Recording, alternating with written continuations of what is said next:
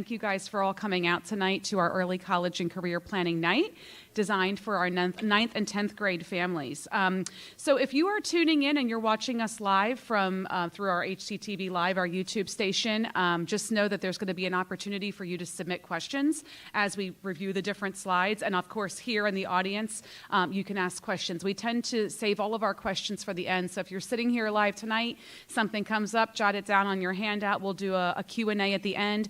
And those of you that are watching from home, we'll go live with that whole Q&A. I'll repeat the questions, but I'll show you in the next several slides where you can actually go on to any mobile device, anywhere there's internet, type an address in and ask a question. So thank you all for coming out. Always enjoy doing this night as a way to kick off our college and career programming here at Central.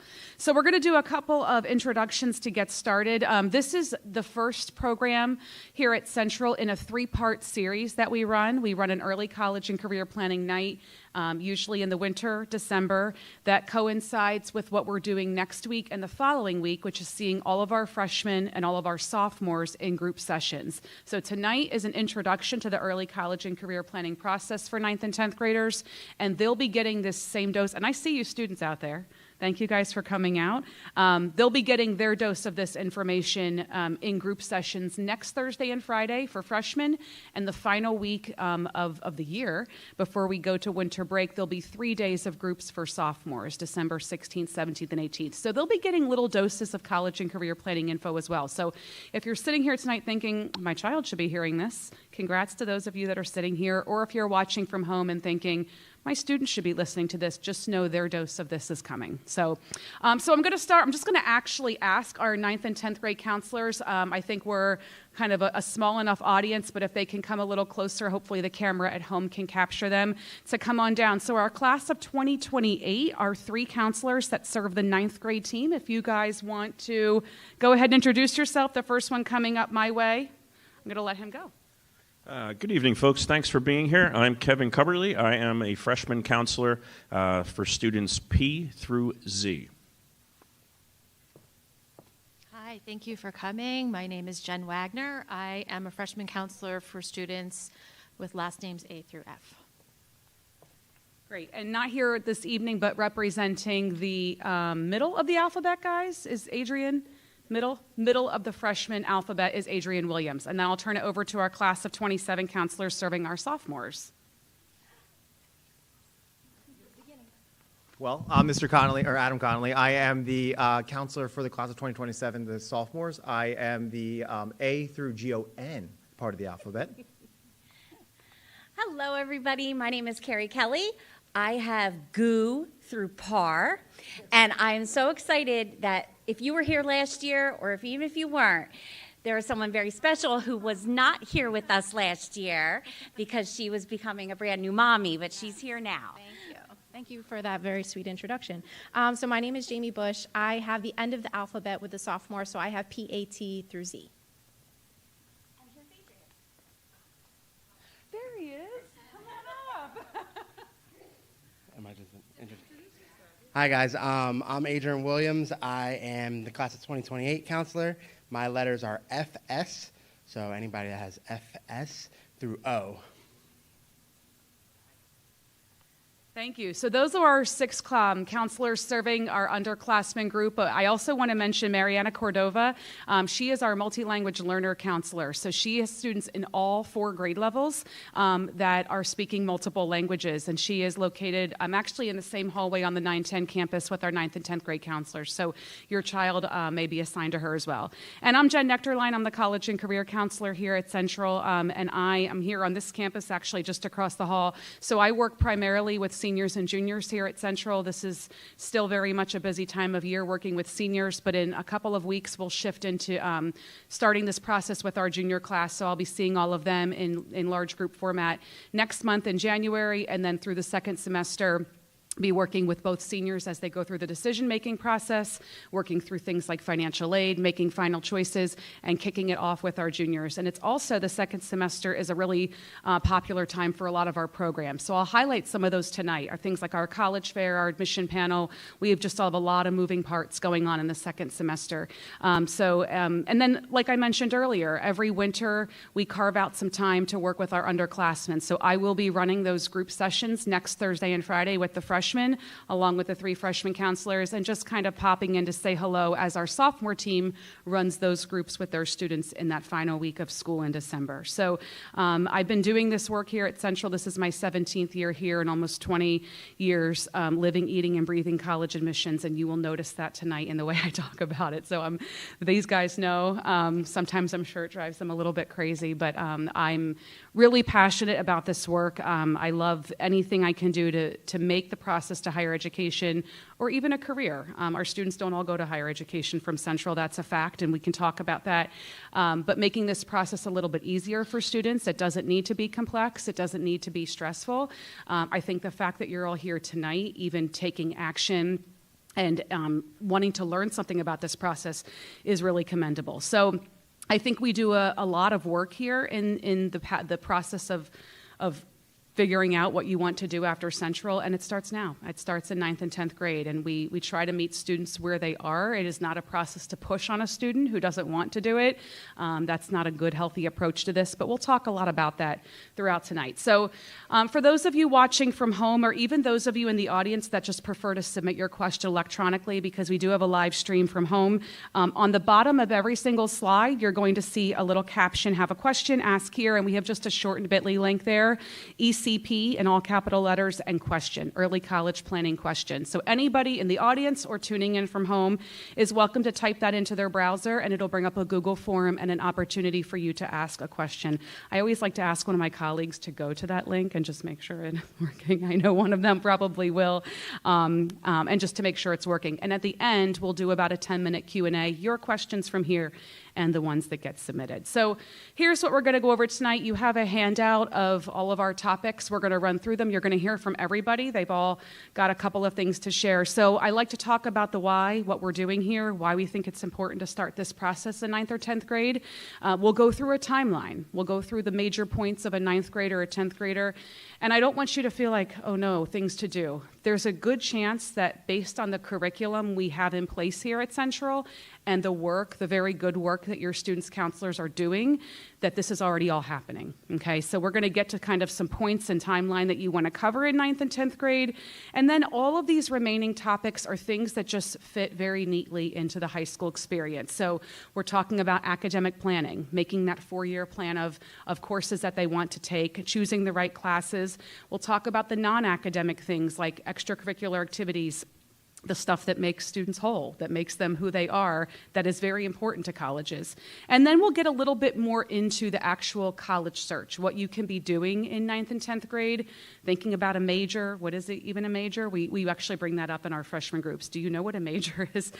So we just start at the bare bones. We'll talk a little bit about thinking about majors and careers, how to start searching, what tool we use here, other tools we recommend, when should you start visiting, is it too early to start building a list of colleges? So we'll get into some of those more specific topics, talk a little bit about standardized testing, which is probably on the horizon. For most students, that's a more popular topic for junior year, but we want you to be prepared. I'll do a small piece on paying, and then we'll talk a little bit about the programs and services we offer here at Central so that you can sort of calendar plan and know what is coming up over the next few years. Okay, so I like to start here, and I kind of touched on this already. I just think there's a good way to approach anything in life. I'm having these conversations with my daughter, who's now a teenager, and we talk about the things we want. Do we want good grades? Do we want to be a strong athlete? When we want something, we work for it. We have to put work in. We have to plan for it. And truly believe, after doing this for almost 2 decades, that the college process is very much the same.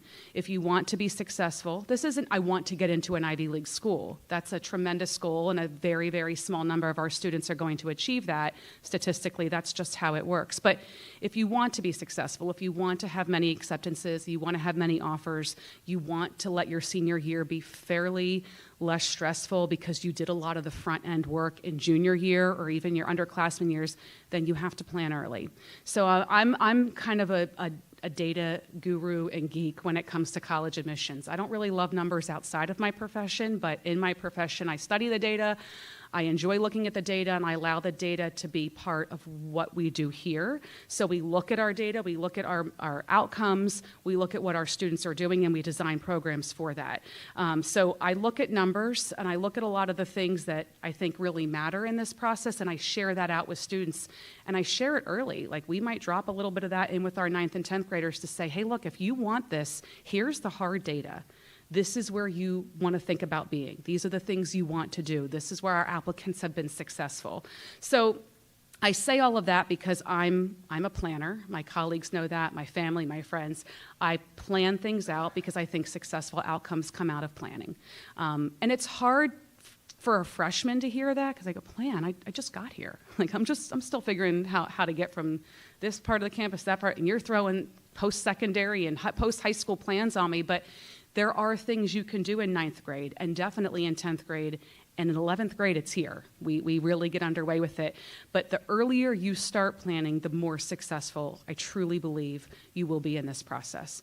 Now, can a student walk in my office in February or March as a senior and say, hey, Mrs. M, I want to do this. I want to go to four-year college, but I haven't done a darn thing.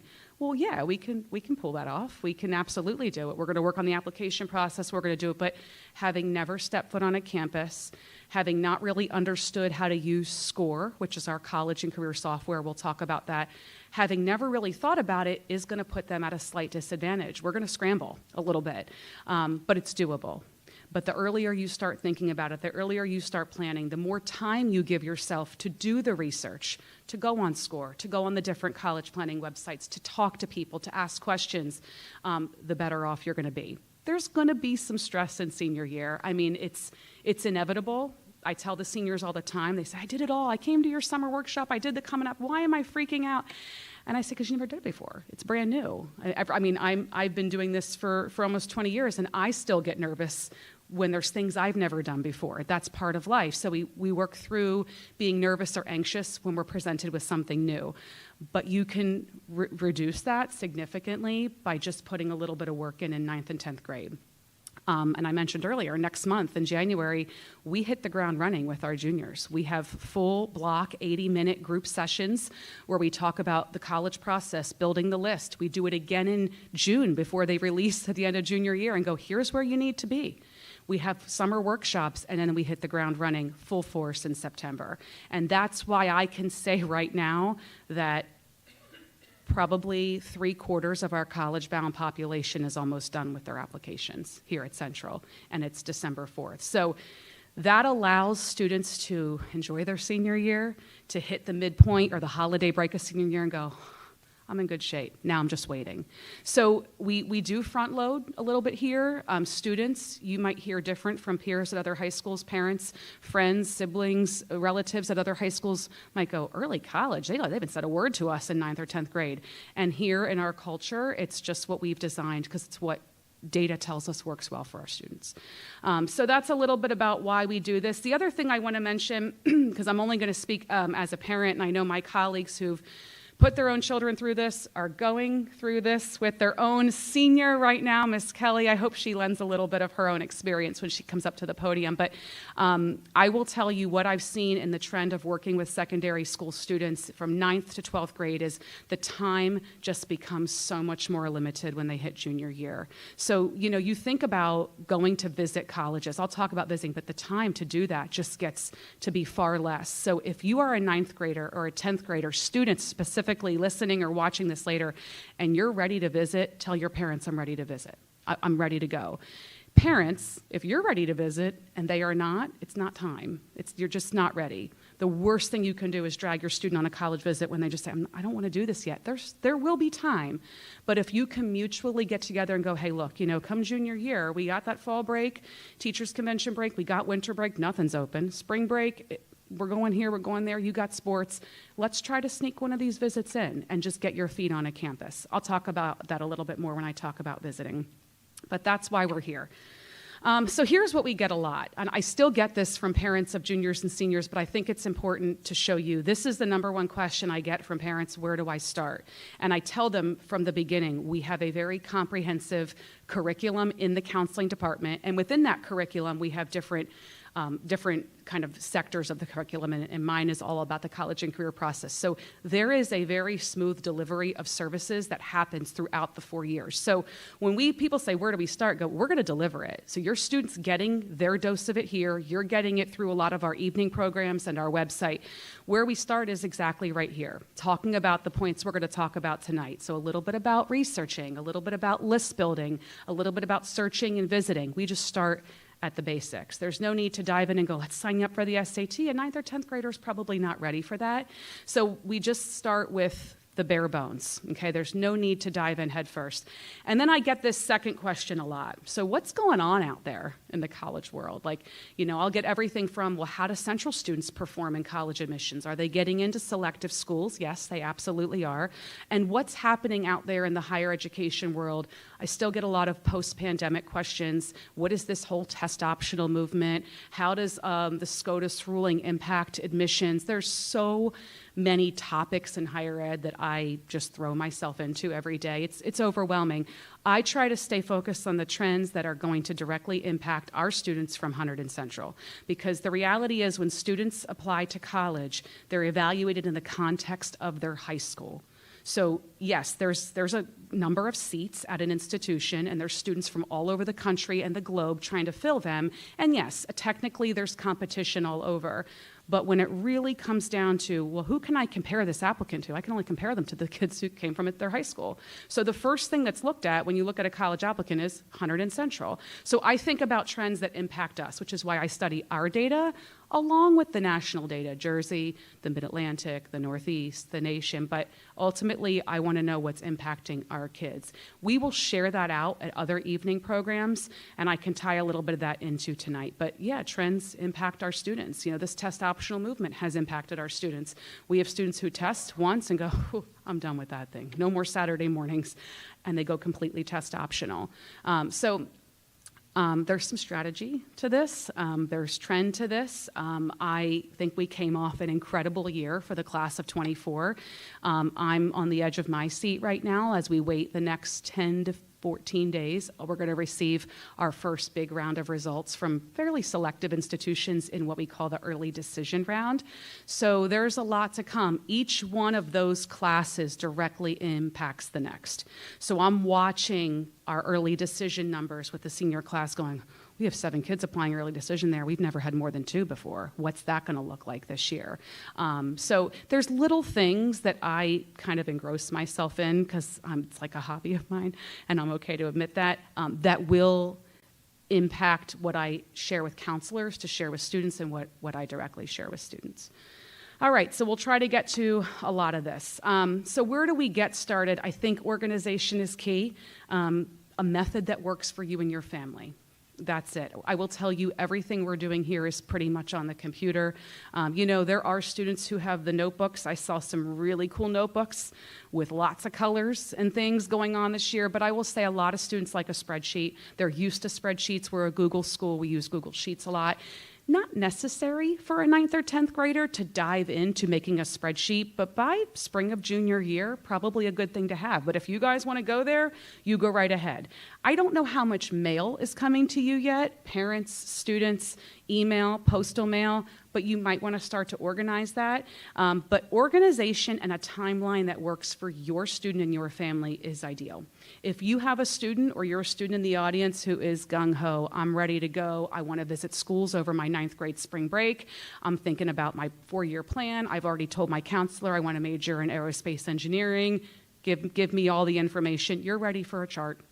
You're probably ready for some type of notebook, get it all organized. But if your student's like, yeah, college sounds cool, we'll talk later. Just put the brakes on. No need to go into that level of organization yet. But when you start to see what comes in sophomore year, the sophomores here, and especially junior year, in the mailbox, in the email, from the school, it gets a little bit overwhelming. So it's good to have a central place for everything. And I also think it's good to have a central talking place and time for everything. Feedback from our students oftentimes, and they don't say this until we're in a meeting and I'm sensing they're stressed, and they're like, my parents, this college, they just constantly talk to me about it, and I got it. Can you tell them I've got it? Can you call them and tell them to back off? So you'll hear us at our junior and senior college planning nights, remember this, to say, if you want to talk about college with your kids, it's a heavy topic. It's another thing added to their plate, and their goals and their expectations as a high school already is to maybe think about one central place and time. 9th or 10th grade, it doesn't have to be on a regular basis. It's whenever you feel like it. But by senior year, we're encouraging parents to say, can you go with once a week? Once a week, tell your kid we're going to sit at the kitchen table. We want 60 minutes, 90 minutes, put the phone away, and we're just going to go over the college stuff right now. Then you have their attention. They can bring you questions and concerns. It works really nicely. But organization and a timeline is a good place to start. And hopefully tonight you'll think about things that fit into your own family's timeline, your student's timeline with this.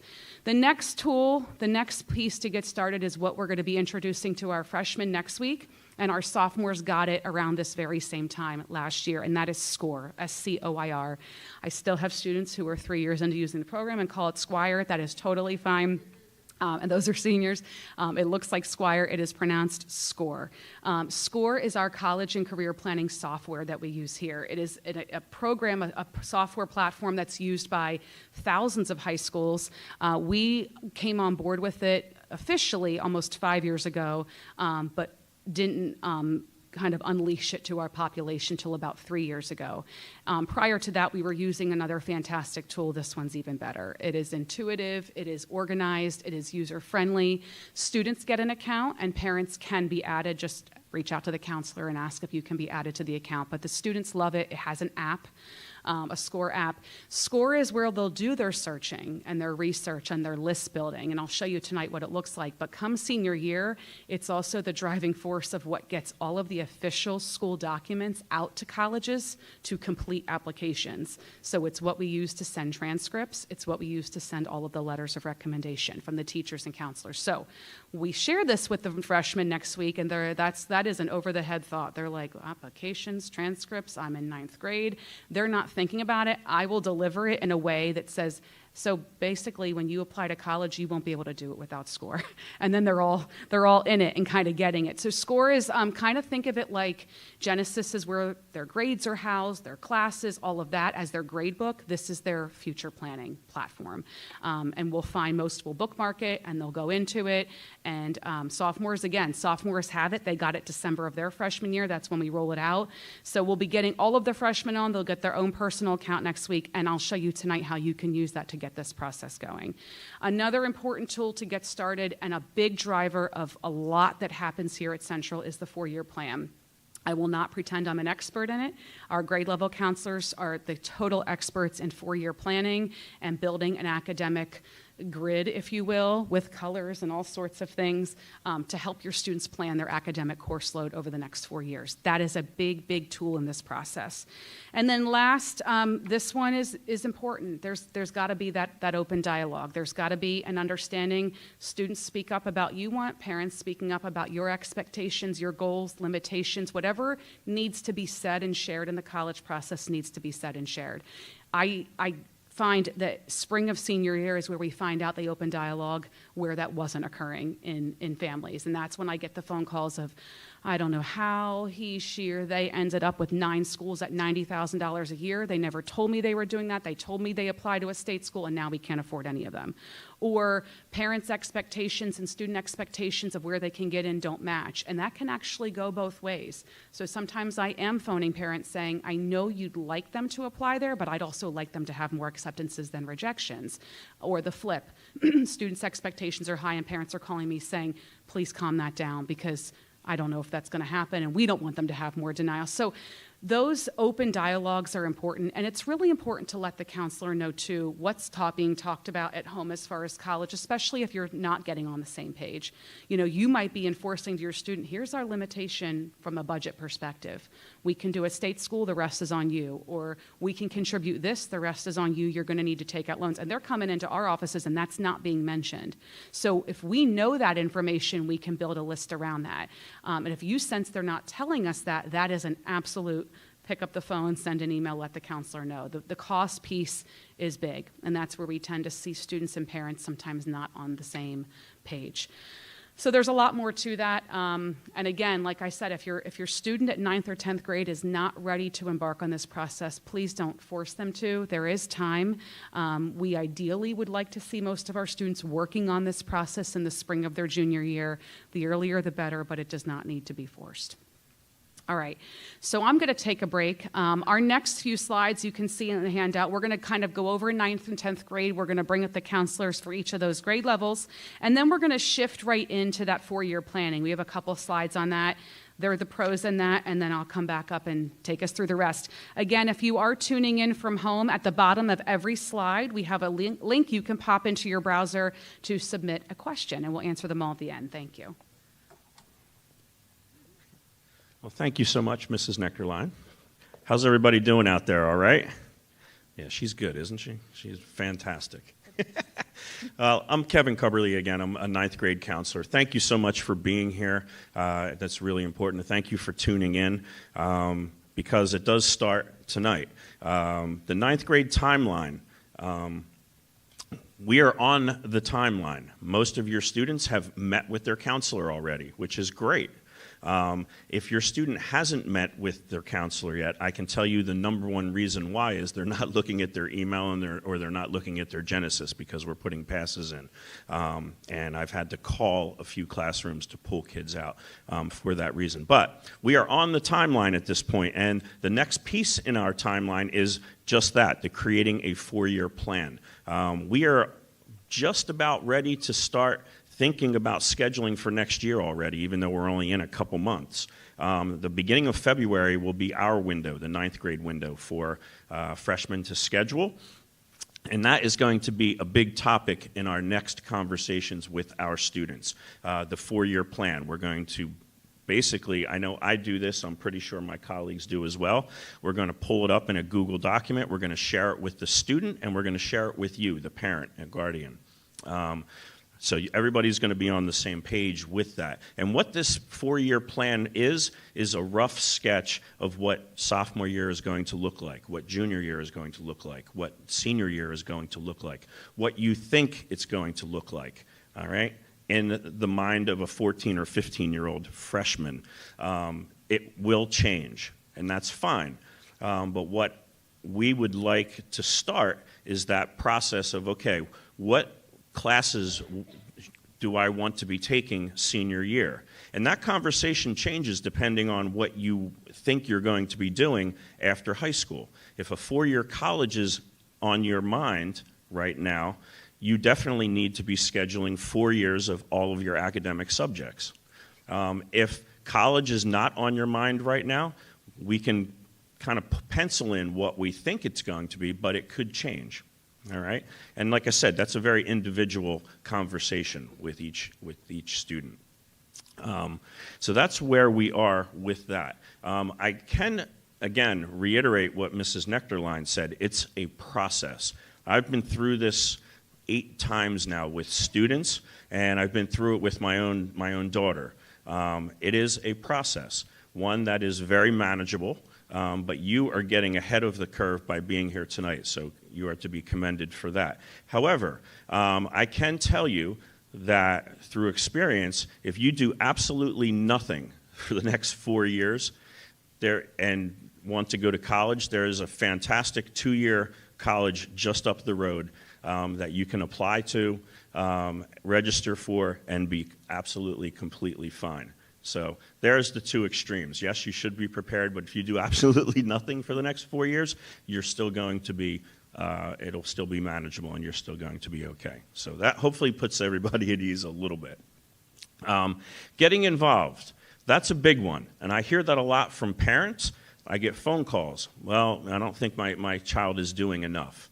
All right. Well, you know, they're just acclimating to high school still at this point, a lot of them, honestly.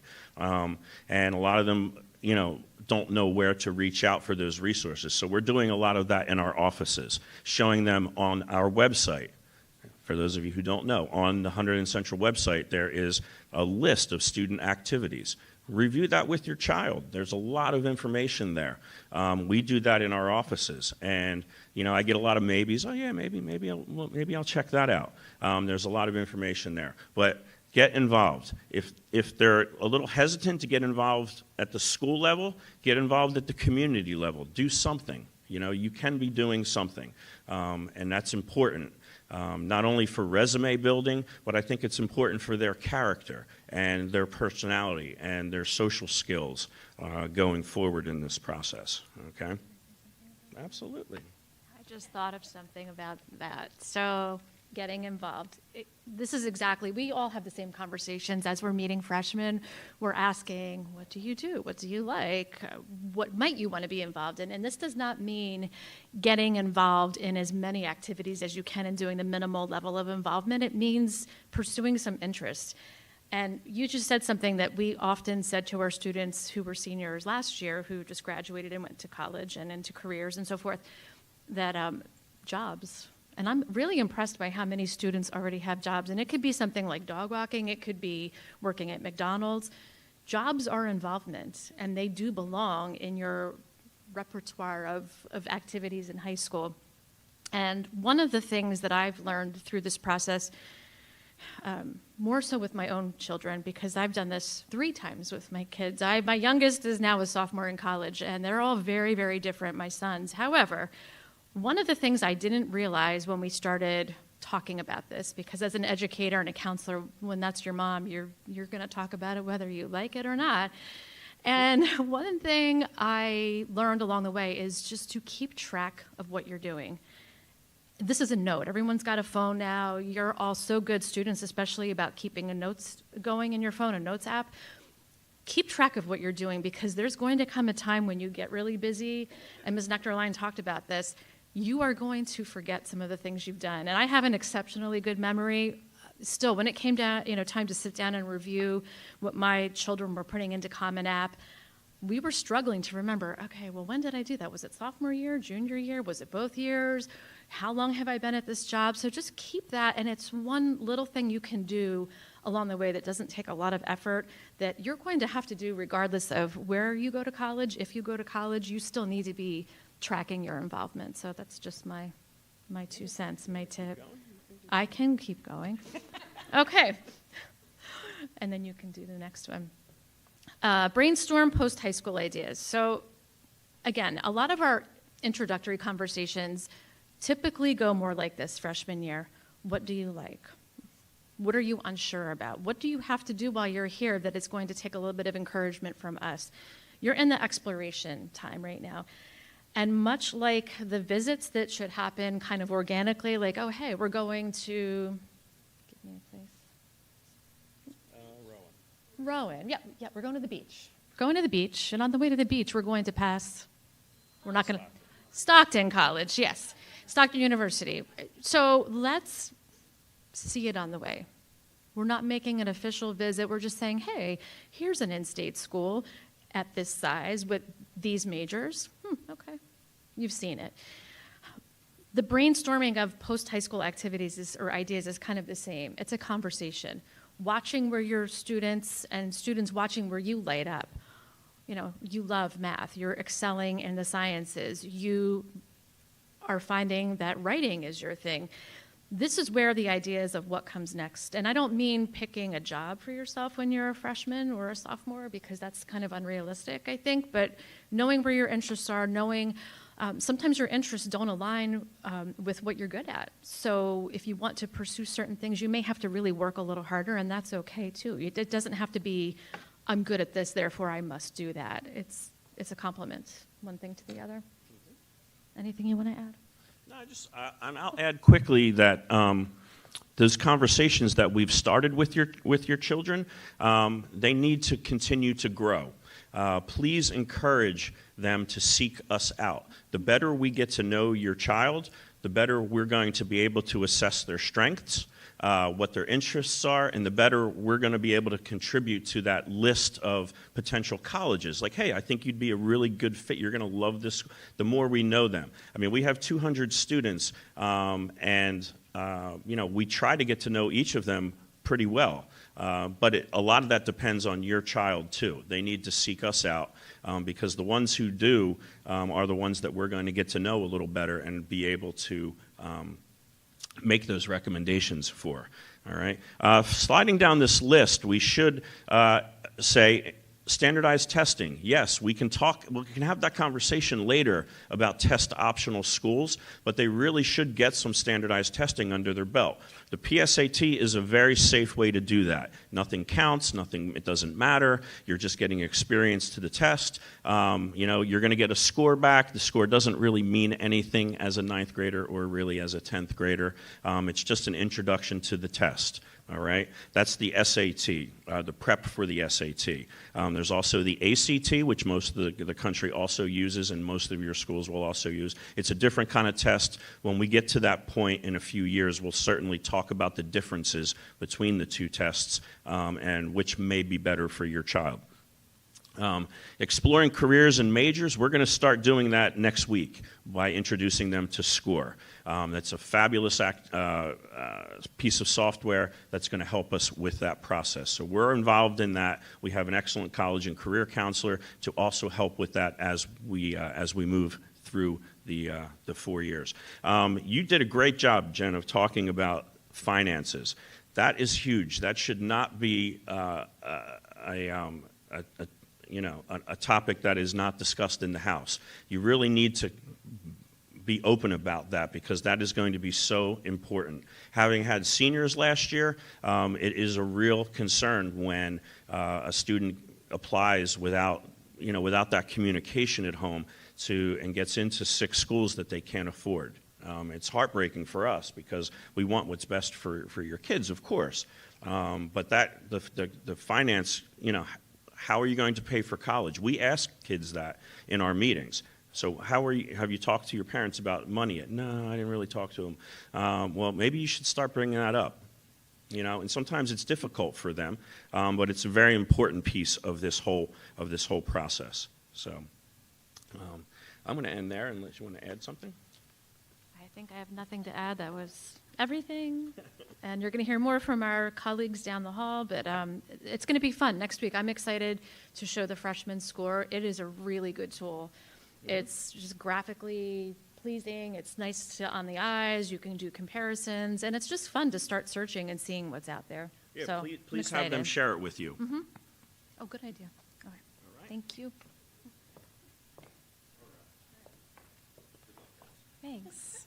All right, so we're going to talk a little bit about the 10th grade timeline. So we've been meeting with our students since September, and in those meetings we've been kind of reintroducing their transcript because they've never really seen that before. So from 8th grade and previous years, they've had report cards, and that looks a little bit different. So we go through the transcript, we look at their grades and their courses they took from previous freshman year, and we kind of just explain what the transcript is, what it looks like, what your GPA is, and just all that information on there, and what it will continue to look like throughout their next 4 years here. We also do a credit check. So we kind of take a look at all of our graduation requirements because you have to meet certain graduation requirements for each department, like English, math, science. So we go through all of that. We create like a chart and just make sure that our students are on track, meeting all of the requirements that they need to meet and what they have forthcoming, whether that's 21st century skills, fine arts, and things like that, just to make sure that they're on track. And that's also something that we'll continue to do with them junior year as well, put in everything from sophomore year. So we do look at that. We also, during those meetings, kind of bring up the 4-year plan again. And we're like, hey, okay, so scheduling's going to be coming up. These are the classes you took last year. This is what you're in this year. Has things changed? Anything that you think you want to add? It's a working document. It's a fluid document. It's great for planning. It's great to make sure that they're meeting graduation requirements. And also if we're planning for something like Polytech or, okay, you started out with TED and we need to make sure you're getting to our sustainable architectural design class by senior year. So just making sure everyone everyone is getting to the classes that they need to get to and may want to get to. So that's very important. So we've kind of been making additions to those and talking about scheduling a little bit. We have so many electives and so many course offerings, it can be a little overwhelming. So it's nice to start having those conversations now and encouraging them to look at our brand new website, which is also very user-friendly, and kind of taking a look at all the different departments and the course offerings and the elective offerings that we have, because when scheduling comes, it's very important to kind of have that knowledge and have a good idea. And bringing out the four-year plan while you're doing scheduling is also a good idea too, because we also add some, like, hey, maybe you should think about honors intro to Western philosophy or criminal law next year. Just some ideas for them to start thinking about those. So those are some of the things that we've been talking about with our caseload. And we also met with the entire sophomore class in September, in like the first couple weeks of school, and we kind of gave them 2 challenges. And those challenges were to kind of put yourself out there, get out of your comfort zone, meet someone new, like introduce yourself, make a new connection, and then also kind of try a new club. We have over 100 different clubs and activities. There's a million things on the morning announcements. There's What's Up Central and What's Happening Central and out the hallways with all these new offerings and things that are being done after school. So we really want our students to kind of put themselves out of their comfort zone, try something new, because you kind of don't know what you may like or you may be interested in until you go. Go with a friend. And the one thing that's great about our clubs is if you go one time, you don't love it, it's not a good fit, that's okay. You don't have to continue to go. Maybe you just try something else. You know, we have things that are even offered during the school day if after school's like really challenging. Like we have the Connect Club where our students are able to meet during lunchtime and kind of work with some of our other students and, you know, do some volunteering during that point in time as well. So kind of evaluating your activities, it's not the amount of activities that you're doing, but the leadership roles that you hold in those and your growth from freshman or sophomore year through senior year. So it is definitely not quantity, it's quality over quantity. That's going to be the most important thing.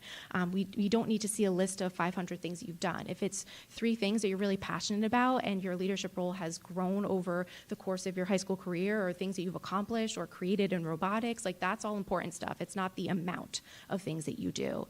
And all of our sophomores did have the opportunity to take the PSAT, so that is something that they did do. Some of the information on there is information they haven't even got content on for certain math, and they just started, 10th grade English, so don't sound the alarm if, there was anything like, oh, my scores were a little low. That's okay. This is a great, as Mr. Cubley was saying, learning opportunity. You got to get your scores back. You can kind of see, where you did well, maybe where you want to work on, but you're still going to be gaining so much more content in, geometry or English, and that's just going to be helpful. So it's a nice practice, but don't overthink it. On that same line, the PSAT comes from College Board, a company, and later this year, one of the opportunities we're going to give our students is to look at the College Board website, and they have great tools for careers and also finding colleges. So we'll expose your students to this.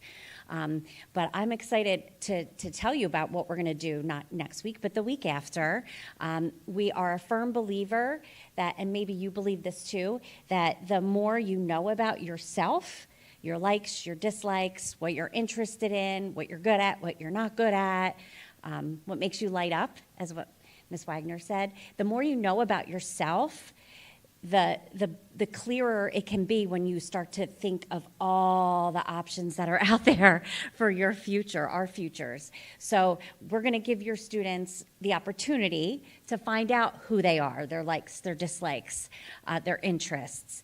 And our goal is once they take these assessments and tests, many of which are on SCORE, that's where we're going to start, we can match them then to some career pathways. Now, we just firmly, Mrs. Nectarline has a sign in her office that, like, love what you do and you'll never work a day in your life. And I think that's so true for so many of us, that especially my colleagues in education, we just, this matches us. It matches our personality and our values. So that's what we hope to give your children sophomore year. We hope to give them time to explore all the resources that are out there and maybe even get lost in some of the nitty-gritty of, okay, what does an engineer do? Okay, that could be a whole hour-long search on the different engineering options that are out there. Or, everyone always says I'd be a great lawyer. Well, what else could I do with these wonderful arguing skills that I have? But so we're going to have an reintroduction to SCORE in a couple weeks. I have to give a shout out and thanks to our US2 classes because they're letting us steal your children for a whole block. And we're going to play on those interest inventories and SCORE and dive into the career stuff. So please ask your children about these activities that we're doing. Then we hope after scheduling to touch base again and maybe go on the College Board website, maybe go on to career cruising or look at a personality test. So those are the activities we're going to do as sophomores. Because as a parent of a sophomore, I do plan on this summer, like Ms. Wagner said, driving through a campus or two. Why not? We're so lucky where we live. Literally on the same street. You can walk around Princeton, but then you can also drive down and see the College of New Jersey and Rider University.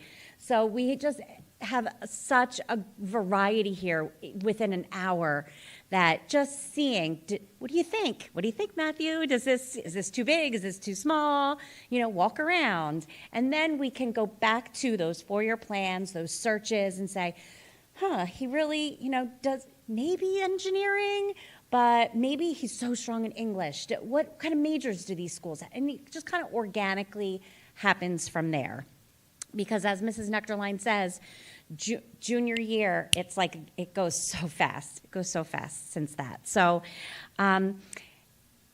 give us a call if there's anything we can ever communicate or work on together. We're excited to go on this journey with your kids. We love our class of 2027, and so far they've been amazing, and we have no reason to think why they wouldn't keep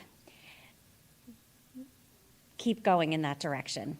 We did win the Spirit Week so far too, so we're a little competitive with that. We've talked a lot about what we do with their kids, but I'm going to invite Mr. Williams and Mr. Connolly to come on up to go back to that idea of 4-year planning and why that's so important. Here you go, gentlemen. Thank you, Ms. Kelly. 4-year planning, right? Grades in academic courses followed by the strength of the curriculum are the most important factors in college admissions. What does that mean, right? Essentially what they're saying is that college admissions officers, the first thing that they're going to pull is your transcript. They're going to look at the classes that you're taking. If you're taking 4 years of all the subjects, making sure you're hitting graduation requirements. And then the next thing that they're going to look at is how are you challenging yourself? Are you taking all easy classes? Are you taking hard classes? Like, where are you challenging yourself and why? They're going to try to build a picture of your child, your student, and figure out, okay, is this student a student that would fit with our school, right? Academic rigor, it's going to look different for every single student, right? There are some students out there that will take the most challenging classes, like take all APs, all honors, and do extremely well, get straight A pluses, but those students are rare, right? Most students are going to have some sort of balance, right? Some students want to be engineers, so they might take science, they might take math, and that might be their strong subjects, but they might not be in honors English, they might not be in honors history. Other students might want to study history or social sciences, and they might not be the strongest math students, right? They might not be the strongest science students, and that's okay, right? Talking to your child and your student and kind of figuring out what that balance is really good, and it's going to be really helpful, right? Like I said, the most important thing is that they're doing well in the classes that they're choosing to take. So it's great for students to take, all honors classes, AP classes, but if they're not doing well, that's not really the best approach moving forward, right? And that's not just academically in terms of grades, but we also want to make sure that their mental health and their social life, like they're having a nice balanced life, and they're doing okay socially and with their mental health. So what we do say though to students is they should always aim to take 4 years of their core classes. So that's math, science, social studies, English, right? I know the high school graduation requirements for the state do not require 4 years for each subject, but most colleges, that's what they want to see, right? And if they don't see that, that's going to be a red flag, and they're going to be asking, well, why did they not do this? And hopefully, if your child or student chose not to do that, there's a good, great explanation on why. But if they did it, then they should be fine, right? And your transcript, again, should support your college major if you know what your college major is going to be. Most freshmen, we've been meeting with our freshmen, and one of the questions I ask every single student is like, what do you want to do with your life? What do you want to major? And I'd say probably 60 to 70% just look at me blankly and they have no idea, right? Then I ask them, what do your parents do? What things have you seen? And they at that point, they kind of know, okay, well, maybe I'd want to do something like my dad, or maybe I'd want to do something like my mom, or absolutely not. I hate that. I would never do anything that my parents do. I want to do something completely different. But once they're figuring it out, we have so many courses here at the school, we try to cater our courses to whatever that student's strengths are and whatever interests they have. So like I said, if they want to be an engineer, we're probably going to have them take math and science courses. We're probably going to have them take the TED courses and the courses that cater towards engineering. If they want to be in social sciences, we'll probably have them take the philosophy class, or if they want to be a writer, they'll take writing classes, right? So we're working with them to kind of figure those things out, and this is an ongoing process. We're going to keep talking to them every single year, multiple times a year, and me personally, that's like that's the favorite part of my job, is kind of figuring out and unlocking, like, okay, what do you like? What are your interests? What are the things that you want to do? And then we kind of go from there to figure out what their 4 years is going to look like moving forward. Yeah, and I had to move this up as the tall guy. We talk with them a lot about different things, and as the sophomore year, it's interesting for me to go from freshman to sophomore year and have the conversations about the 4-year plan and start talking about levels, right? So students ask about movement, and they go, well, I was in college preparatory level in freshman year. I really want to challenge myself. And we always talk with them about having conversations with their teachers, but also trusting their teachers and making sure that they're having those conversations. Because the teachers are a good indicator of where that student's level is in that class. They know from their colleagues what it takes maybe at the next level to succeed and do well. So it's been interesting because we've had our level change deadline come and go here at times, and students are always like, well, I don't understand. I had an A+ last year, and this year I'm getting a B- in math. Well, you moved up from one level to the next. That's expected, right? An A+ in a subject usually means mastery of a content area. So, you would expect that if you go into the next level, maybe there are some challenges and things that you hit that you're not accustomed to. And I think that's been the hardest conversation with a lot of my sophomores, is like, so some of them, it's the first time they're experiencing not that high level of success. And they're like, what's going on? And we're like, well, have you talked to your teacher? Have you been to tutorials? What are you doing to support yourself? And some of them, even freshman year, it was a big change for many of them. But as they get into sophomore year, that growth has to continue going. So we'll have conversations with them about goals. Like, sophomore year is kind of your middle of the road year. You're not a freshman anymore. You've transitioned in now. You're not a junior yet, and we're not in that hecticness of what comes in junior year and senior year. So what goals can you learn from freshman year? Did you do enough in that classroom? Did you go talk to the teacher? Did you create study groups with your peers? Did you reach out for tutorial time? What things are you doing to better yourself that you learned about yourself from freshman year? And that goes in hand with that academic level movement and how we kind of judge whether a student is ready for those challenges, right? And then we have that conversation sometimes about, hey, maybe it's time to move back down, right? You're getting a grade that's not indicative of your capability. I think it's time to have that conversation. And a lot of times students will come to us first. And the thing we always do is say, have you talked to your teacher? Because it's always the thing we go back to, because they're the experts in that area, and we need to know from them. What are they seeing? Do they think it's just something in the classroom that you can work on, or do they think there's a true deficit or something that you need to kind of maybe go down and consider? So we always talk to the students and parents about saying, hey, go talk to that classroom's teacher, write an email, encourage your student to talk with them and have that conversation. Yes, it's uncomfortable. They do not like doing it, but it is going to serve them well, because when they get beyond here and they go into the workforce or college classroom, they're going to be talking to their professors. It's not you anymore, it's them, right? So the more we can do that and encourage them with your help and support, maybe you write the email with them, maybe you give them a little role play and help them out understanding how to do it, the better they're going to be, all right? And it's like I said, the 4-year plan is a working thing, so it always changes. And I think that's hard for some students as they try and delve into it. We have so many offerings here. We're kind of like a small college in a way of courses that we offer. I think everyone wants to take as many classes as possible, not realizing that it's just not humanly possible, okay? So like we have, you're scheduled for 40 credits. You can only take so many things in a year, and sometimes those things don't fit into your schedule. And that's the other difficult conversation. It's like sometimes you lose out on those courses that you didn't get because maybe they didn't fall right into your schedule. And hey, be ready to pivot. What can you take? What's something different? And that's those notes that we give them a lot of times in their 4-year plan of, hey, maybe you want to consider this over that if it doesn't fit. And that's usually a lot of things that come up in the summer when scheduling comes out. Hey, I didn't get this. Why not? Well, your schedule only fits. There's only so many sections of that course. There's only so many things we can fit into there. So that's why we want to have backup plans and other options. And we'll do that in early February, end of January for the sophomore class, early February for the freshman class, of talking about that. But the big thing you guys can do with your students right now, and students themselves can start doing, is looking at the program of studies, reading it, understanding the different courses that are out there, reading the descriptions. A lot of times students will come to me and go, Mr. Connolly, what's so-and-so about? And I go, did you read the program of studies? Because you have an opportunity to do it. And they're on the program of studies, there's actually another link that goes into a deeper dive of what some of those classes and offerings are. And that gives the student a better understanding of what that content material might be like. Is it something that fits them? Is it something that they truly think that they'll enjoy as they get into their later years, all right? Especially as juniors and seniors, freshmen and sophomores have a lot of their schedule already kind of predetermined with their core classes and things that they take. But as you become a junior and senior, you have a little bit of flexibility there, actually a lot more flexibility in filling out your schedule.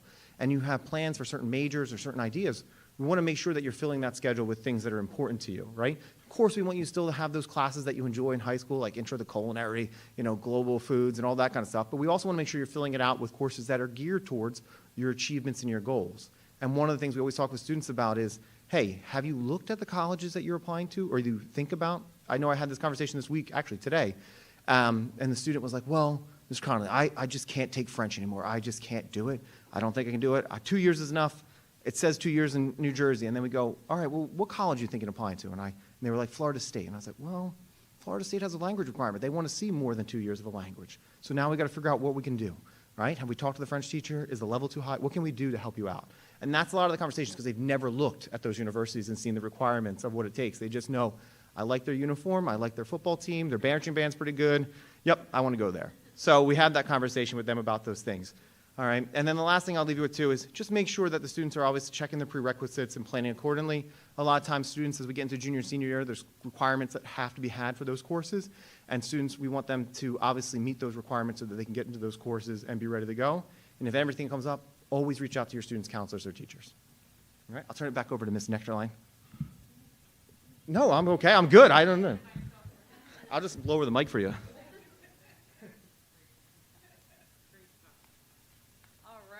Lots and lots of good information. They're great. I had made a comment earlier about Miss Kelly going through the process with her own senior. She'll get to do it again. But I totally neglected Mr. Coberly and Miss Wagner, who have been through it once, twice, 3, and 4 times, so collectively have been through it 4 times. I mean, the experience in our department is endless. Right down here on the 11-12 campus, I'm working with 2 other teams, and one of our junior counselors has been through it twice. It's creeping up for me, which is always interesting when your mom is the college counselor. What's that going to look like? But no, there's a lot of, obviously we're all really knowledgeable in the process. We take our professional development and our learning very seriously so we can bring you the best information.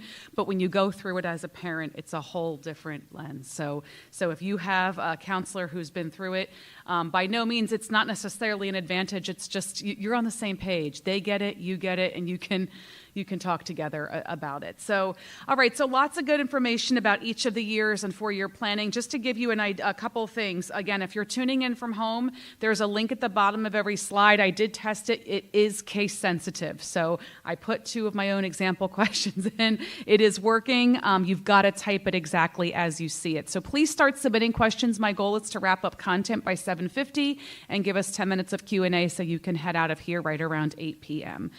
So this was touched on a little bit, the extracurricular activities. This is probably one of my favorite areas to talk about with students. I can talk about the black and white pretty easily. The academics are what they are. When you are a senior, you are packaging up your applications. What you've done over your at that time, it's just 3 years of high school is what it is, okay? But when we get to packaging activities, that's exciting. So we got to go way back, and what do we even mean by that? And this is 9th and 10th grade. So this is an opportunity for students to think beyond the transcript. Their transcript is just their academics here. A transcript at Central has basic information on it about the student, name, address, demographics, and then it gets into every course taken, grade earned, credit earned, and a cumulative GPA, along with a weighted GPA if they've taken weighted classes. That is a transcript. That's all that's on there. If they take SATs or ACTs or PSATs, those are not on there. If they take APs or any of our state mandated testing, that is not on there. It is a picture of their academic day here and the work they've done. That's one piece of a very comprehensive review that's going to happen in the college admission office. This right here on the slide is what really starts to make the student. Every college can't just admit stellar transcripts. Number one, it makes for a really boring institution. But furthermore, it's just not how this process works. Our students can matriculate to college at any academic level from here. There's just going to be colleges that are going to be a better fit for them. So this is where they shine. This is where we tell freshmen, get out there and explore. You are not held to anything. You go to one meeting, it's not your vibe, move on. We've got a lot of clubs and activities here. Mr. Connolly mentioned our program of studies rivaling a small college. So does our list of activities. If you don't see something you like, find some friends. Try to persuade a teacher or advisor, get it going yourself. I walk through the halls, the Canva flyers are bright and colorful. I'm looking going, when did we get a K-pop club? I just saw that tonight. Just the things we have, and I spend a lot of time on college campuses, so I see their flyers. I mean, what we're doing here is just intuitive stuff these kids come up with. So get out there and explore. In 10th grade, look at what you did in 9th grade. Was I into that? Do I want to go back to that meeting, or I want to try something new? You can keep trying new things in junior year and even in senior year. But if you can kind of get your extracurricular activities sorted down in that 9th and 10th grade time, then in junior year, you have the opportunity to dive deeper into that activity. Well, is there a potential leadership role here? Can I try out for this or go for that? Or is it an election, or do I just want to stay back and do the membership level? But you have that opportunity to dive deeper. You heard it before, and I'll reiterate it: quality over quantity.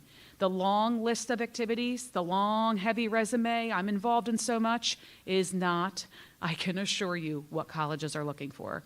They are looking for quality activities, things you have, fewer things that you have given extensive effort to. Stayed with it for a couple years, held the position of the office, which isn't for everyone.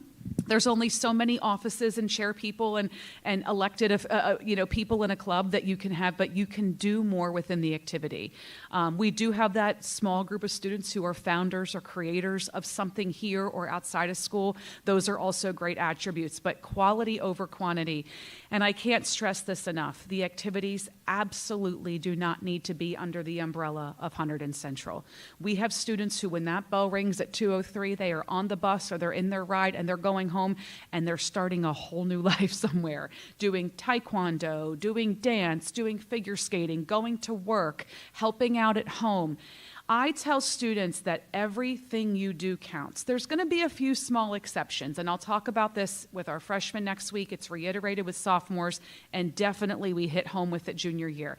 There's a few small things that don't count, and they're your typical teenager activities. So if you're just chilling out with friends, hanging out, socializing, binge watching a great series, playing some video games, just like sleeping in here and there on the weekend, that's teenage stuff. That's not an activity, okay?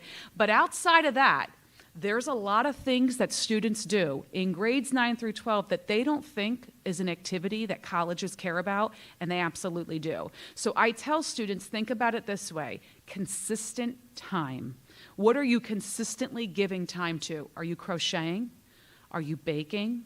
Are you cooking? Are you helping your little brothers and sisters from the moment they get off the bus to when your parents get home, and in between it's snacks, it's homework, it's maybe a little discipline, it's dinner prep, it's you need to go get a shower, it's whatever. These are my students tell me these stories. Are you helping an elderly grandparent who lives in your home or lives across town and just needs errands run? Look at your week, look at your month. What are you giving consistent time to? I have students who go, like, does going to the gym count? Absolutely. Absolutely going to the gym counts. If you devote time after school to going to lift weights, to doing cardio, sure, there might be a little social aspect if you're going with some friends or some buddies, but you are committing to something for a purpose. Personal wellness, physical strength, whatever it is. What are you trying to get out of that? I want to get stronger, I want to get leaner, whatever it is. Put on your college applications. It counts as an activity, because when you start to add up how much time you're doing that, it could be up to 8 or 10 hours a week. That's 8 or 10 hours a week. You're not doing something else like sitting around watching TV. Colleges should know how you spend your time outside, again, of the normal teenager relaxed activities. So everything counts. We will continue to reiterate that every year at Central. So don't think, I'm not in any clubs here, I'm doomed, I've got nothing. You have something. There's something you're giving your time to. One activity I want to mention, because it's brought up every year, especially in junior and senior year, and I'll say it now as 9th and 10th graders, just to set the expectation, is about volunteer hours. I often get that phone call, end of junior year, senior year, parents saying, you know, my student, they don't have any volunteer hours. We're doomed, aren't we? I go, where are you hearing this?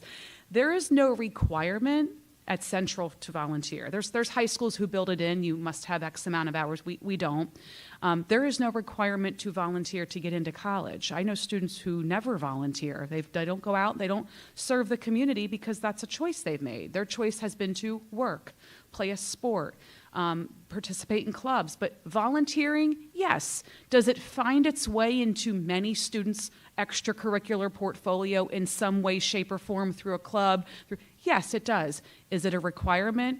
Is it stellar on college apps? No, it's not. You volunteer because you genuinely want to serve others. You don't volunteer for college applications. So I will say that over and over. I'll especially say it in junior year, because that's when the parents start poking and prodding their kids. You need to get to the food pantry. You need to get to the animal shelter. And I go, if they don't want to do that, then they need to go do something they're passionate about. And if serving others and serving the community is not something they're passionate about, that's perfectly fine. You don't need to volunteer to get into college, okay?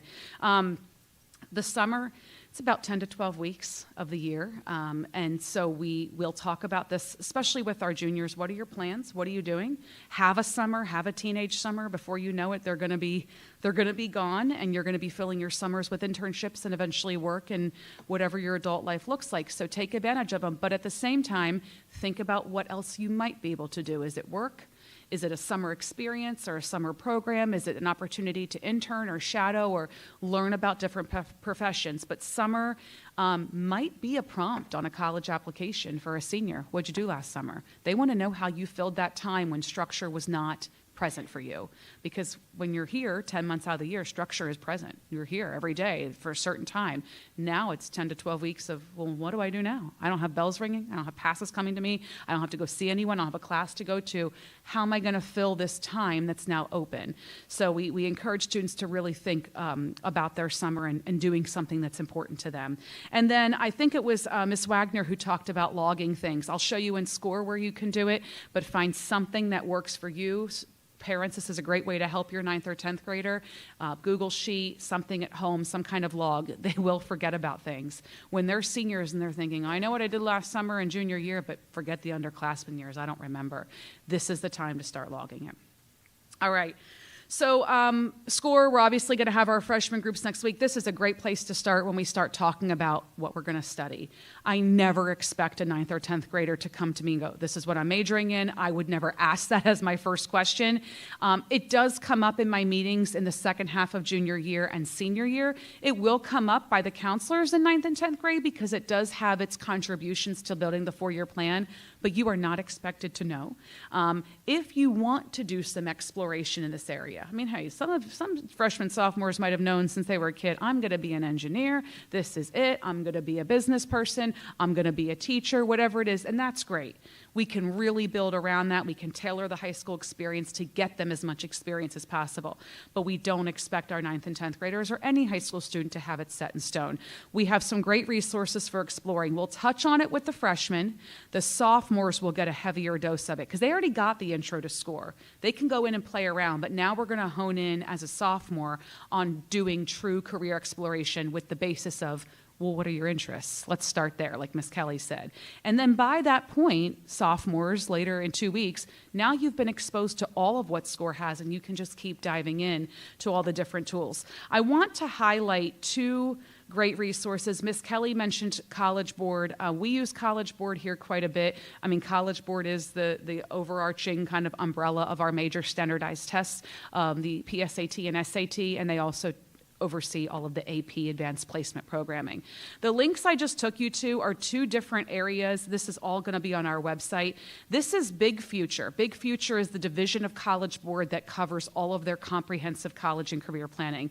This is a great resource that just breaks down majors into manageable chunks, if you will, because within each of these is going to be a whole slew of different majors in the arts and humanities. If we just click on any one of these, psychology is an incredibly popular major here at Hunterdon Central. If you click on any one of these majors, it'll take you through all of the different things you need to know about that major. What classes would you be taking in college? What classes should you take in high school to be successful in that major? What will that 4 years look like? What can you do with that major? And then we go back to the other end of it. Maybe you know what you want to be, but you don't know how to get there. 9th or 10th graders, like, I know I want to be that. Well, what majors get me to that? Now we explore the careers. So if you do the career assessment here in College Board or in SCORE, it will bring you from this endpoint and provide what you need to get there, okay? So that's where I think a lot of freshmen and sophomores start, just because the knowledge isn't there of what a major list looks like, but they know what they want to be. So they take the career and they work backwards. It's like the 4-year plan. We take the end goal and we work backwards. So just 2 really great tools there that are within College Board majors and careers. I encourage students to ask questions, use parents as resources. You may have friends or colleagues who do, you may work in a large corporation, and within there's 12 divisions, and you do finance, but someone else does human resources, someone else does engineering, someone else does IT.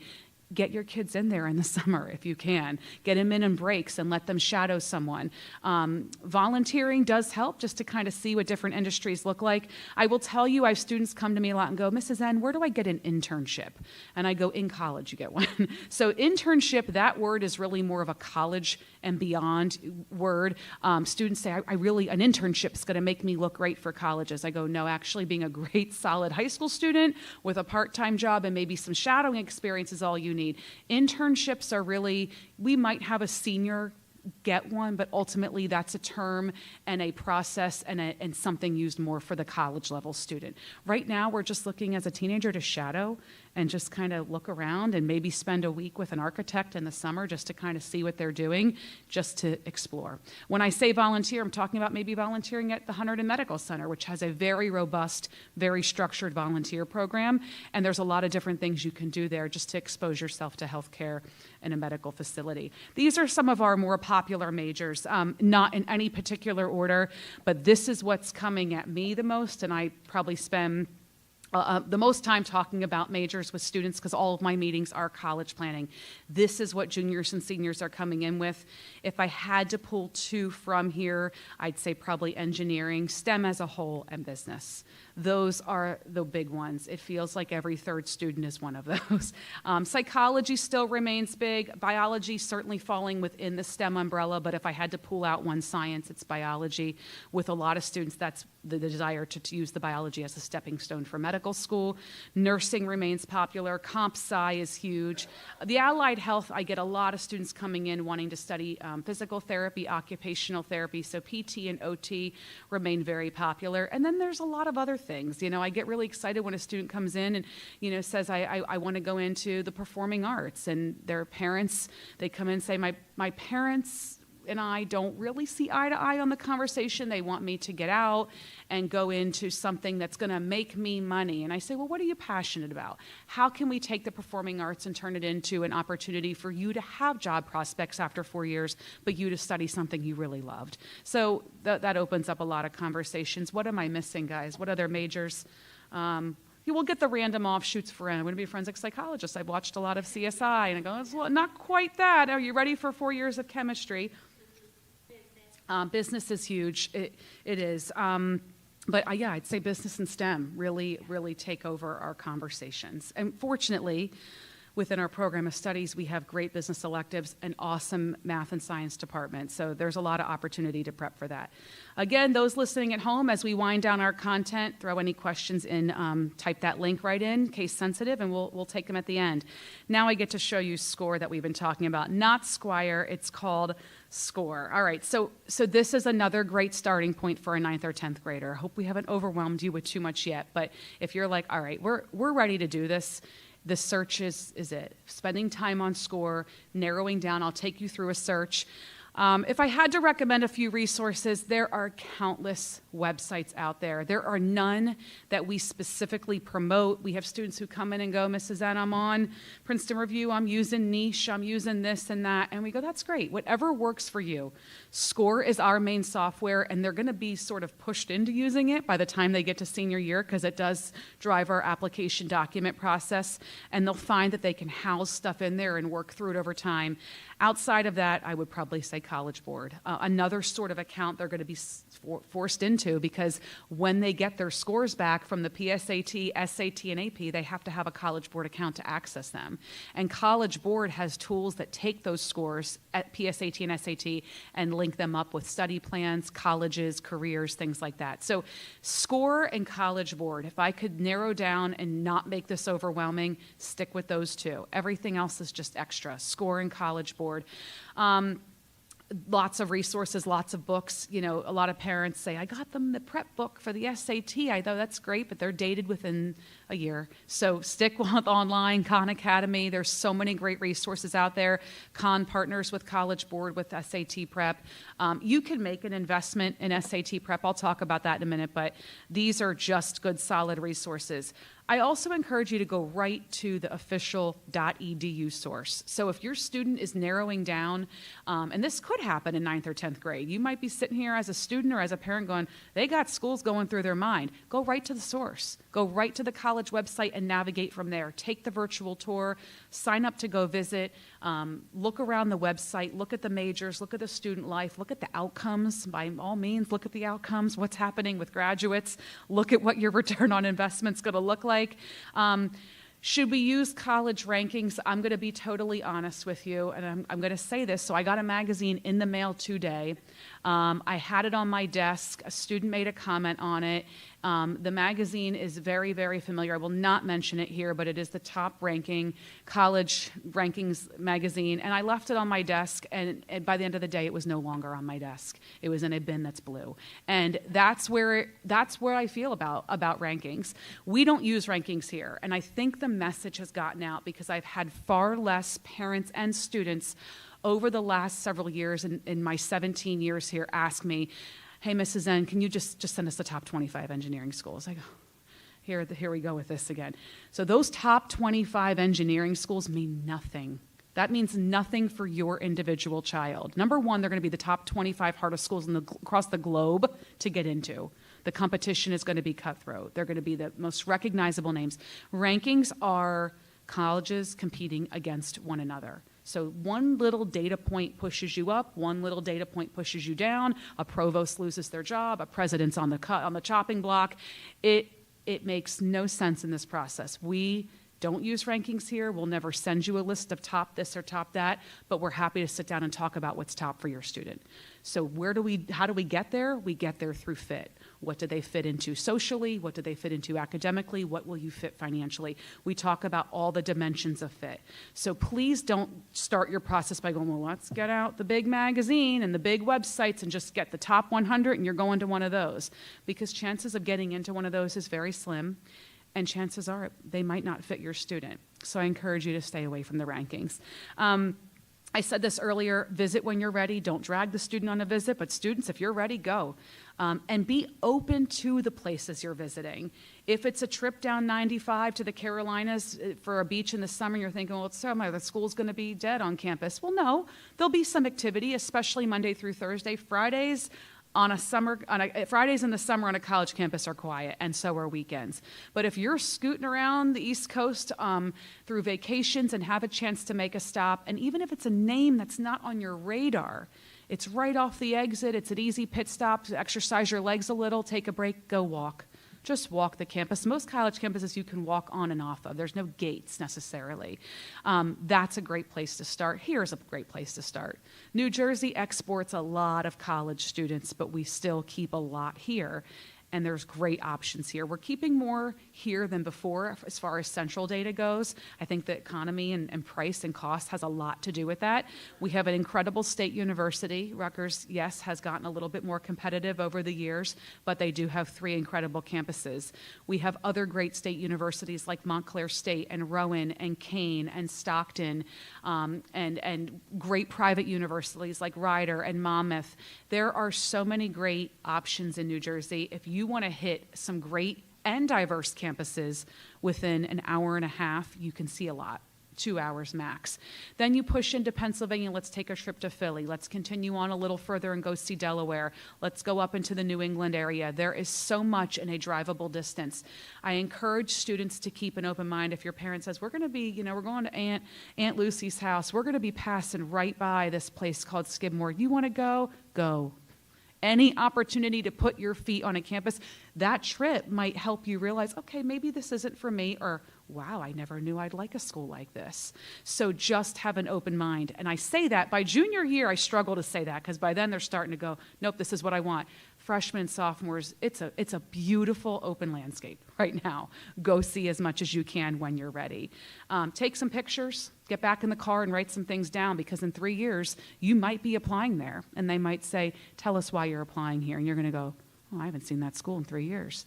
So you might make a trip back, but you also might forget. So great place to log stuff with some pictures and videos. All right, let's do a little score overview. So, let me actually go to this, building a list. When you're ready, only when you're ready, this is what a list looks like. So if you're already there and you're thinking, all right, we're there, we got the schools, we're working on this, especially the sophomores, a healthy college list represents 3 categories. You have a couple probables, good chance of getting in. You might know that word is safety.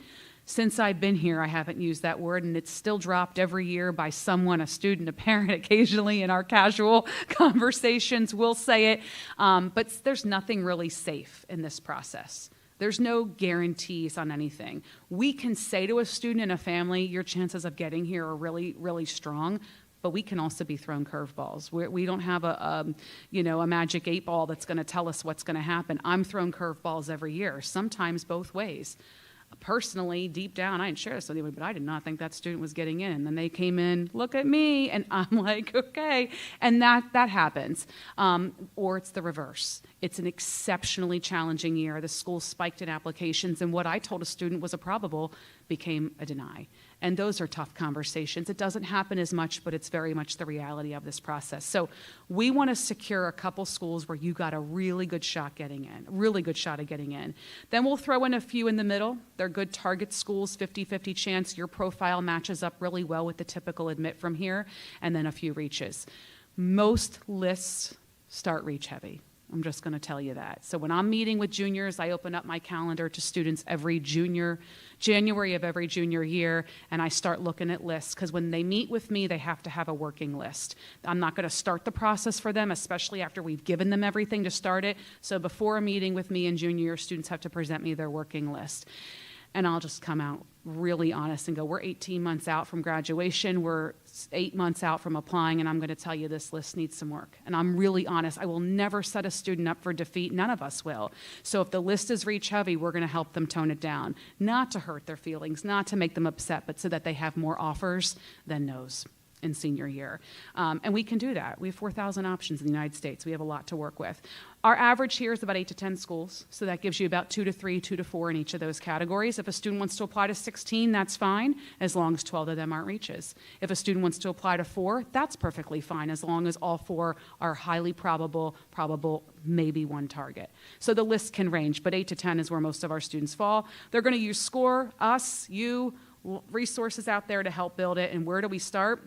We start right in here. So this is SCORE. I'm going to take you guys in here on a really quick little tour of what it looks like. I'm not going to go into the depths of it. Your freshmen will get it next week. Your sophomores already have it. So I'm just going to take you on a little brief overview of what it looks like. So when they log in for the very first time, they're going to be presented with a brief 2-minute assessment on finding best fit colleges. It will be up here. The careers tile will be moved over one, and it'll be presented right there in that first box. I've already taken that assessment as a demo student, so it's gone. But Discover is where they want to be. So if they just want to start searching for schools, they're going to go to Discover. Now, I've done a lot of searches, so things are automatically populating for me based on my previous searches. So their screen's not going to look quite like mine. But if they're like, let's just dive in. All right, I'm looking for a 4-year school. So we're going to go up here, and it's going to give us 4-year schools. But there's a lot of things that freshman or sophomore already has in mind. So let's say they're focusing already on engineering. So I'm just going to pick general engineering schools. And here we go, right down the line. They're going to start picking criteria.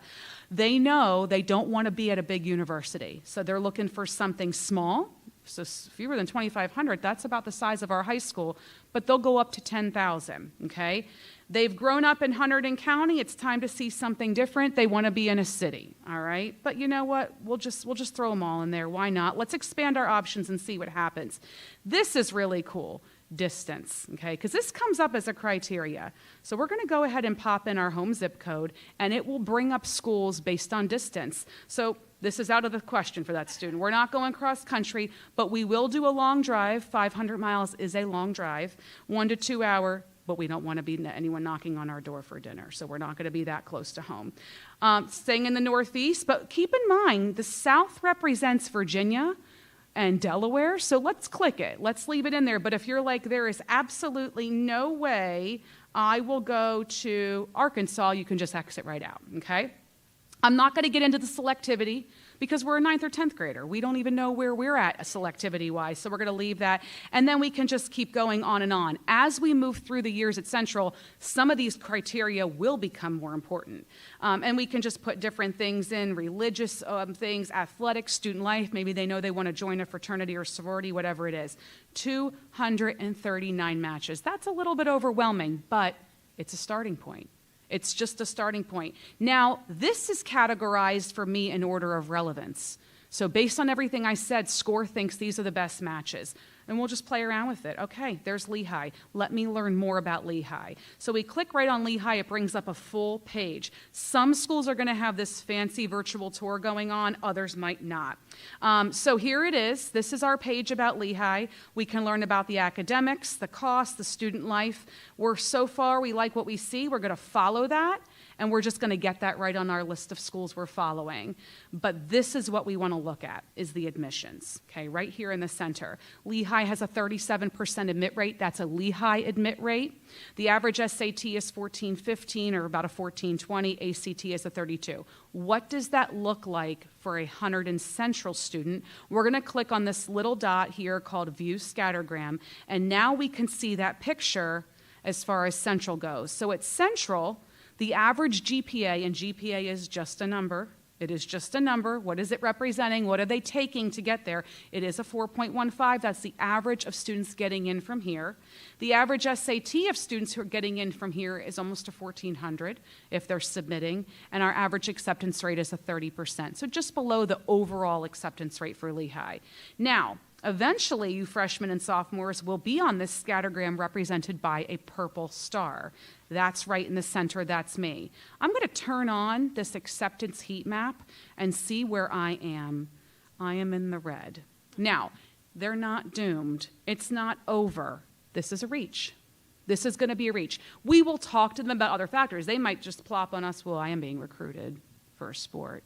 and I'm a topper, that kind of stuff. Or both my parents went there, and the library coincidentally has the same last name as me. Like, that kind of stuff is going to shake up the process a little. But if I was sitting with this student, end of junior year, started senior year, and nothing else was really popping out at me, I'd say Lehigh's going to be a reach, okay? Now, if that student was up here in the green with a bunch of other previous admits from Central, we'd be having a different conversation. So I could spend hours in this. I am cognizant of time, and I'm watching it, and I'm going to kind of speed through, but please go in here. Freshmen will get it next week. Parents can be added. Just request that from your counselor. Sophomores, if you're sitting here looking at this, sophomore parents thinking, I want to get in there and play around. You can't break it. Ask your student for their password or reach out to the counselor and ask to be added to their account. It is a fantastic tool. They will go into the career end of it with the sophomores. We will touch on it with the freshmen next week. So it's endless what you can do, and then they can build a working list of colleges. All right, short piece about testing. PSATs available here, great way to practice. Scores don't have a whole lot of meaning until junior year, and that would only be in junior year for our students who are scoring at the very, very top percentile, could potentially qualify for a National Merit Scholarship. Otherwise, it's great practice. I encourage it 9th, 10th, and 11th grade. The SATs. There will be very few students who sit for an SAT. I say very few, maybe 24 at the end of sophomore year. They are going to be the students taking the most advanced curriculum. They've seen Algebra 2 for an entire year. Am I right on that, my colleagues? Algebra 2 sophomore year is a fairly advanced level, most advanced level, pretty much. It's an advanced level. The SAT math portion is mostly Algebra 2. So if as a sophomore you're pretty advanced in math and you're taking Algebra 2, you might want to sit for the SAT at the end of your sophomore year. But at that point, you're only 2 years of high school English in. So your better English, your better reading and writing SAT might happen in junior year. Then we can take the test twice, maybe even 3 times, super score them, and present the best score to colleges. But you absolutely can take this test and then look at it and go, this is not serving me. This is not a good thing for me. My transcript serves me better, my activities. I'm going to go test optional. These are conversations we will have much more in junior year. That is absolutely not a decision you'd make in 9th or 10th grade. We encourage you to test. We encourage you to see where you're at. Again, most students, vast majority, will not see one of these tests until junior year. Testing, there's no set timeline. It is truly an individual plan, but keeping in mind, most of the math SAT is Algebra 2. Test prep is your choice. If you want to seek out one of our local partners or one of our local tutoring centers for test prep, you can, but with a little bit of discipline and a schedule at home, you can absolutely prep for virtually no cost. There are so many great resources out there. A little bit about paying for college. We talk about this a lot more in senior year. The FAFSA, the Free Application for Federal Student Aid, FAFSA, is the main application families will use in senior year to apply for aid. I just touch on it now. I want you to be aware it's out there. It just opened up for our senior class. It is the application the government uses and shares out to colleges to determine what type of aid you will get. There are 2 major types of aid: merit aid, which is scholarships based on students' merit, and need-based aid, which is based on the student's need. And that's presented usually with your income and assets. You can start right here with the net price calculator. There is one on every single college website. The net price calculator allows you to plug in your numbers, your financials, a little bit about your student to get against any college, just to get an idea of what that cost might look like for your family. We host a financial aid night every year in October. This year's October, it's virtual. That is posted on our website. If you're maybe a 10th grade parent, 9th grade parent who just wants to get an early look at what the process looks like, it is presented by a university level financial aid officer. She's been a great partner to us all of my years here. That is a totally separate field from school counseling, so we bring in the experts for that. We will talk a lot more in the later part of junior year and in senior year about loans, grants, and scholarships. That all comes up specifically in senior year.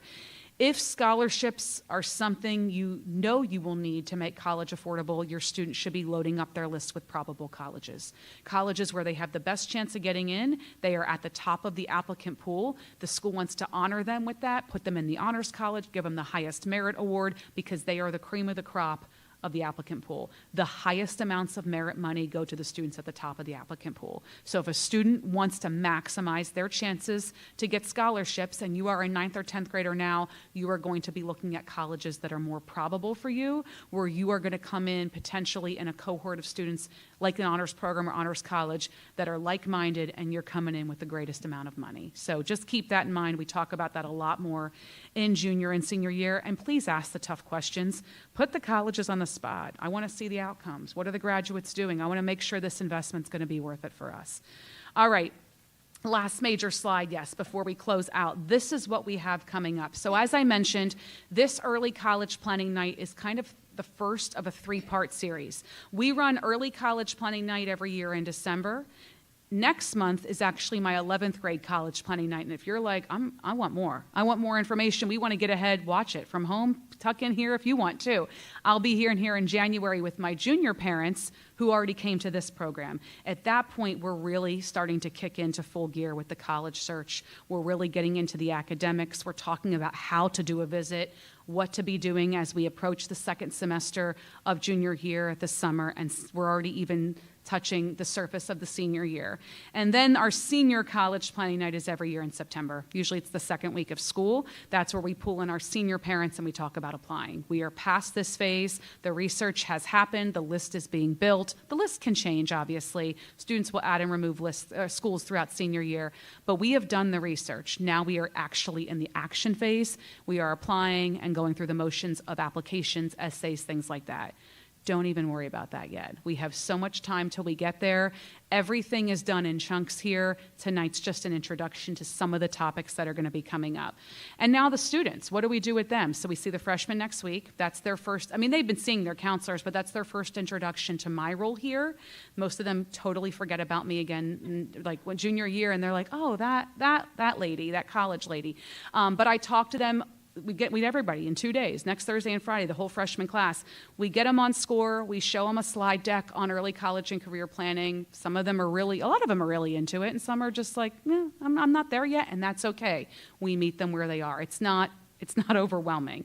The sophomore team will do the career piece, but come junior year, we are starting to pull them from a full class. In next month, I'll be doing that with the juniors, a full block session on college and career planning. Senior year, a full block session on applying. So we really give the information right around the same time that you're getting it. Plus, there are ongoing meetings with counselors, and then we have some events where you don't have to hear from me anymore. We have 2 events that are fantastic, and I encourage underclassmen to come. One of them is our admissions panel. That's going to be February 20th. It's a virtual event, so we won't be here. We'll be tuning in, everybody from home, I'll be home.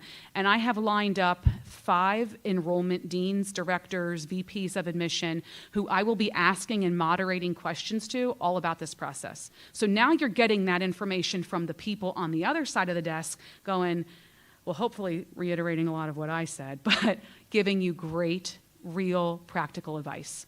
And it's honestly one of my favorite events of the year. You can watch previous ones on Hunterdon Central YouTube station. I always try to bring in people of obviously schools where we matriculate, but really experienced, really good at this process. So admissions panel, virtual, February 20th. And then probably my favorite one of the year. I think a lot of us really like it. It's a pretty big night here. If you're a sophomore, you may have come last year. If you're a freshman, come on in. It's March 18th. It's a Tuesday night, and we host here the Hunterdon County College Fair. We've been hosting it forever here, decades and decades. We will pack the Commons and the entire 11-12 campus main hallway, circular hallway, with about 150, 175 colleges. They will be set up table style. We will give out information on how to prep for that event because it's a 2-hour evening event where students are kind of doing one-stop shopping. We will have some technical schools, community college, some career institutes, but primarily it's 4-year schools. Students come in with their phone because they've pre-downloaded a scannable barcode that they can just go up and show to colleges, and boop, the 2 of them are connected. They get a full report on every school they met with. It is a very packed event. We usually get about 800 to 1,000 people because we open it up to the whole county and surrounding high schools, but it is the only fair in Hunterdon County in the spring. There's a couple neighboring fairs around that week, which we will push out to the whole student body, but if there's a night to try to be here and you can come any time of the night. Students are rolling in with uniforms, sports uniforms on. That's fine. 6:30 to 8:30 on March 18th, and absolutely suitable for a 9th or 10th grader. College visits, that's not open to you guys yet, but junior and senior year, you can participate in our college visits. We hosted about 125 colleges from September to just before Thanksgiving for individual daytime visits. Those reps came here to meet with our students throughout the day. You're excused from class to do that. I mentioned financial aid night. We do a lot. There's a lot of programming here. We have a full programming calendar on the school website. I can show you that right now. We have a whole college and career page on our website, so I encourage you to check that out. Here's all of our evening programs. We had the 12th grade night. If you want to hear me talk about the application process, click that link and I'll pop up. Financial aid night was virtual. Here we are right now. Junior night, panel, fair, and then we have a really wonderful senior awards night, which is a culmination of a $150,000 local scholarship program that's run here. So senior year stuff. So there's a lot to unpack here. We have a lot of great resources, all my junior info, my senior info, SAT stuff. There's just a lot here on our website. This is just the start of it. So I know we're at 10 after 8. I'll do a few questions. I'll check my questions that were submitted, but these are just my overall reminders, is just check your email. We're getting great communications coming out from our communications officer to parents. Students, I alerted them of this night. I know we have people tuning in live, and I will be sending emails starting tomorrow with reminders to the freshmen about their groups that they're going to be participating in. If you're wondering how does that all work, they're going to be coming to us by PE class. So whenever they have PE on an A or B day, that's when they'll come to their group next Thursday or Friday with their PE teacher to the auditorium on the 910 campus, and then we get 80 minutes with them. Sophomores will be doing it through U.S. history classes, so their group session. So stay in touch with us. I'm going to take some questions from you guys. If you're tuning in from home, stick around. I'll do a couple minutes of questions. Is there anything coming up for anybody? And if you have to go, by all means, please do. I'll take yours. Go ahead.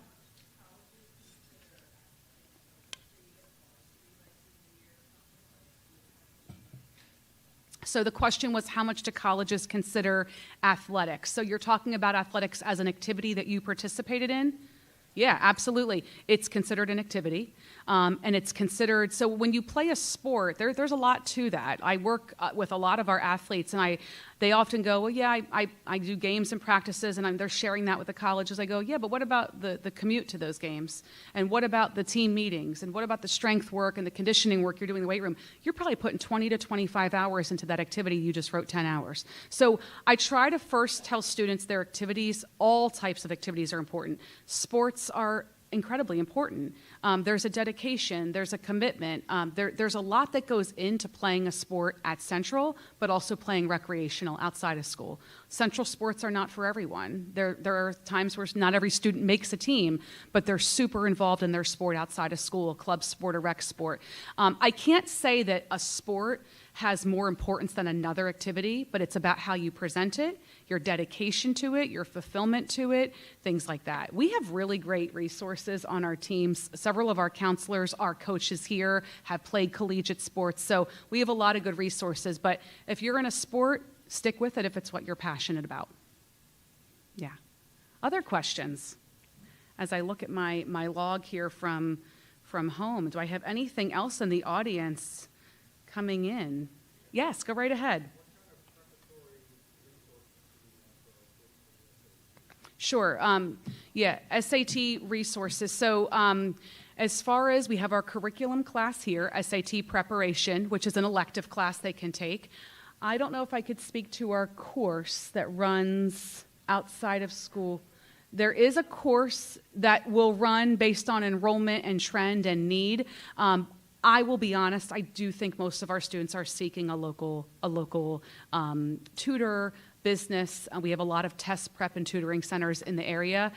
That's an option, but I think a good number of our students are utilizing Khan Academy, utilizing text, utilizing resources to study in a way that works for them. Not going into a class at a local test prep place is just not for everybody, but I would say if you reach out to the student's counselor or me, we'd be happy to provide you with a list. Yeah, anything to add to that?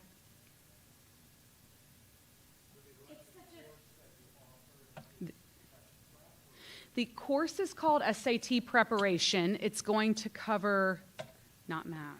It does. Math It's, covers it's an math. elective, so it takes up 2.5 credits. We usually encourage students to do that the first semester of their junior year, and it's 9 weeks of language arts, so it's taught by an English teacher, and then the other 9 weeks, it's math, and they practice the math class, so the math sections. So, but the testing is such a small part of the process. It's important for some, more important for some majors than it is others. And I think Mr. Coverly mentioned too, so many of the colleges are now test optional ever since COVID. And to speak about the athletics, the most important thing about your college application is your transcript, what you're taking and how well you're doing in your classes. The rest is icing on the cake, kind of, but the academics is the number one part. Absolutely. I think gone are the days of families investing thousands of dollars in test prep. I remember when I started here, that was a huge trend. People wanted lists of tutors. Parents were willing to spend. Then we hit the pandemic, and so many schools went test optional, and so many have remained. So now it's, well, let me invest. Let me start small. Let me take it and see how I do, and then let me allow College Board to build a plan for me, because they're going to, based on my first score. So I don't think, a need to put that type of investment in anymore. Great question. I'm just checking. I don't see anything coming in, which makes me wonder if my sheet's working, but I do think it is. It worked. Can I take anything else from the audience? Yes.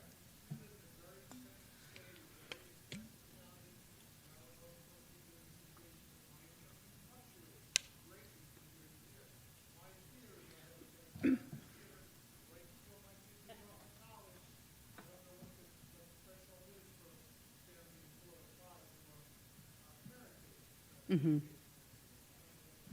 Yeah, the questions about your need-based aid award based on fluctuating income. I've worked with a lot of our families because for this current senior class, they're going to be filing the 25-26 FAFSA. That's the first year, but we're looking at 2023 data, which could be very different for some parents. The FAFSA doesn't have an essay section. That's what I always tell students. There's no way to explain things, but the phone calls allow that.